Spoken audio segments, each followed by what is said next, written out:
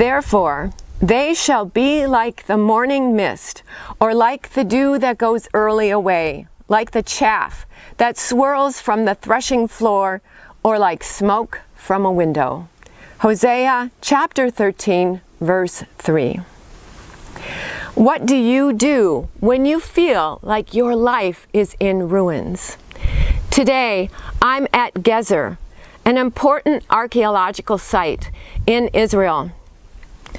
Once a thriving city, this site is now nothing but a pile of stones. And today, this pile of stones illustrates the destruction of Israel that came about because of Israel's disobedience and rejection of God's relentless love. In Hosea 13, verses 5 to 6, God speaks to the people of Israel. It was I who knew you in the wilderness, in the land of drought. But when they had grazed, they became full.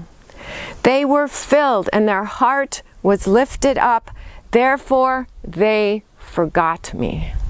Hosea 13, verses 5 to 6.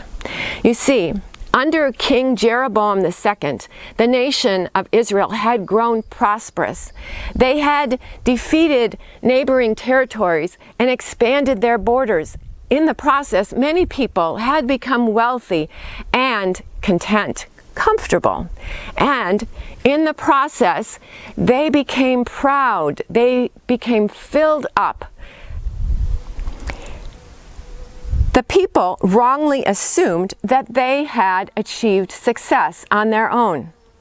Hosea 12:8 says, Ephraim has said, "Ah, but I am rich. I have found wealth for myself." Worst of all, they had forgotten Yahweh. They pursued other lovers, other gods.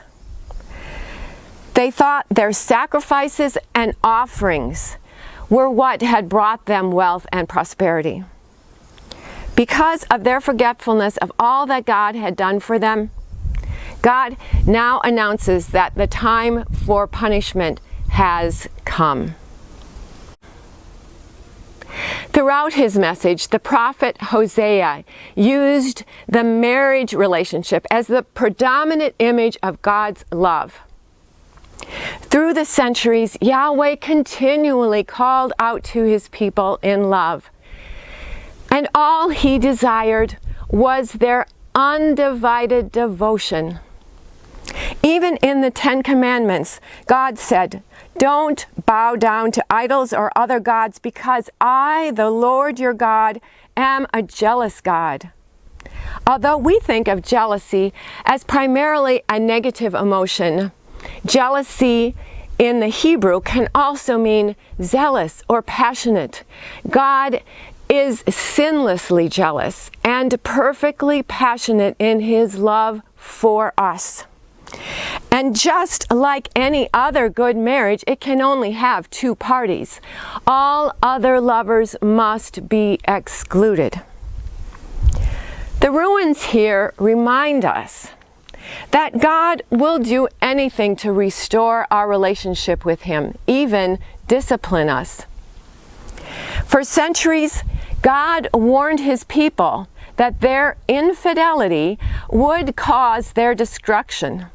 But they ignored him, and so he allowed kings to come and demolish their cities and bring them to ruins, carry their people off to foreign nations. He allowed these important cities just to become a pile of stones. At times, we may feel like our lives lay in ruins. And yes, God may allow difficult circumstances to come into our lives in order to draw us closer to him. He disciplines out of love. Hebrews 11:6 reminds us, "For the Lord disciplines the one he loves and chastises every son whom he receives." Here, the Greek word for discipline, paiduo, means training and education. God uses discipline not only for punishment, but for instruction. Sometimes difficulties come into our lives simply because we live in a sinful and broken world. But even those things God can use to remind us just how very much we need Him. The Israelites thought that they could handle things on their own. By sacrificing to all of the gods they could find, they thought they were securing their safety. By securing support from other nations, they thought that they were safe.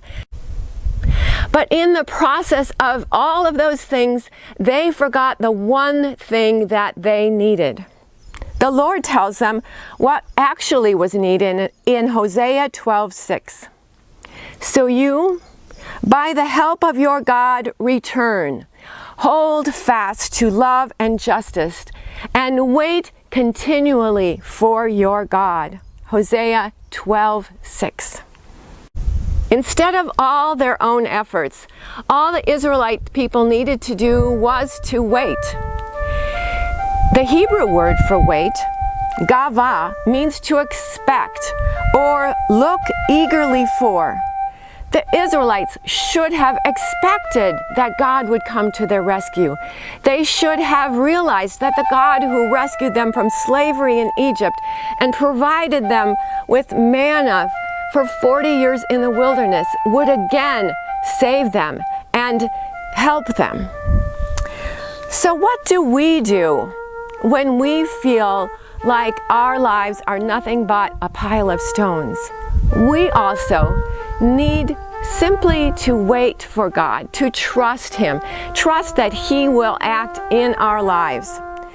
He invites us to return, to turn from worshiping the false gods of our society, gods of success and achievement and materialism, to turn from trying hard to fix things on our own, and to return to His open arms of relentless love.